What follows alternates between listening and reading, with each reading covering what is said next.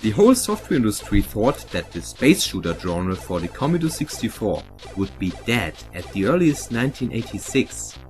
But many great software firms, especially from England, could prove the exact opposite.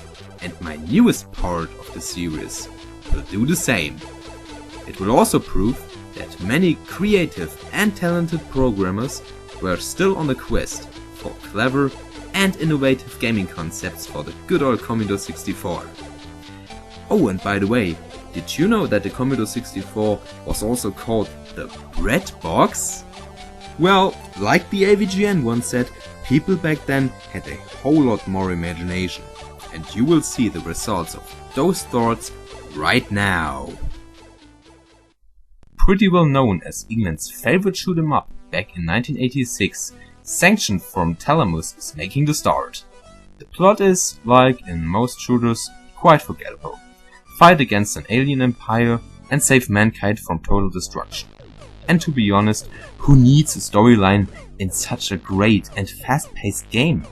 Speaking of fast, Sanction can get so fast that X-Gra in comparison looks like race-driven on the Sega Genesis. Okay, that wasn't the best example. But seriously, you have to keep an eye on everything, and since some enemies are attacking from behind at times, fast reaction and a good amount of caffeine or taurine containing beverages were strongly recommended. A nice feature is also the perspective on the other screen, where you can see enemies from further distances. The graphics as well as the frame rate were the state of the art back in 1986, and the sound gives you a nice arcade-like feeling. If you like fast-paced shooters with responsive controls, nice graphics and sounds, and have a passion for Red Bull as well, check out Sanction. The next title may not have the best graphics back in 1986, but the concept and thrust from Firebird is the thing that definitely shines through. Thrust is like a combination of Lunar Leaper and asteroids. You control the starcraft and have to find a sphere on various planets. Once you found it, fly into space and proceed to the next level. Sounds easy, huh? Well, it would be, if there weren't any cannons, caves and many other obstacles. You also have to keep an eye on the fuel display and collect fuel containers from time to time, which were scattered on the planets. Every planet also have a generator. If you damage it with multiple shots, the self-destruction of the planet is activated. And when you can escape in time, with the spear of course, you get some more bonus points. A very nasty enemy in this game is also the gravity, especially when you got the spear in a very narrow cave. Instinctive feeling and patience should be available.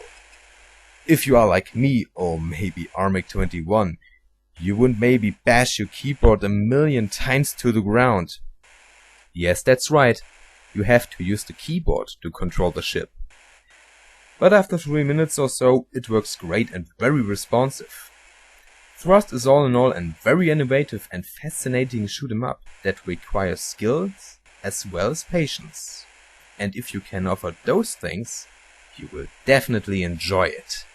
Back in space, but this time with a simpler concept, brings us the last title of part 1. Uridium from Houston should be the best-selling arcade shooter back in 1986 for the Commodore 64. Often copied, but never reached, gave Andrew Braybrooke's classic a nice feeling of speed and challenge. You fly with your ship and have to destroy 15 supply ships to, you may have guessed it, save mankind again. To do this, you first have to fly around the supply ship, shooting enemy crafts, avoiding mines and walls, and when you receive the message, "Land now," find the landing strip to land. After that, you have to accomplish a little mini game where you have to press the fire button in the right moment to activate the self-destruction and receive many bonus points. Once you've made it, you will see one of the best graphic effects back in 1986. The destruction of the ship, without any slowdowns or glitches. Uridium hadn't offered any new or innovative ideas, but surely managed to brought fun challenge and flawless speed with 50 frames per second to many arcade fans. Fluid controls and remarkable theme music and amazing sound effects crowned that little gem. It might get boring after some time, but a real retro fan shouldn't let slip it at all. My opinion?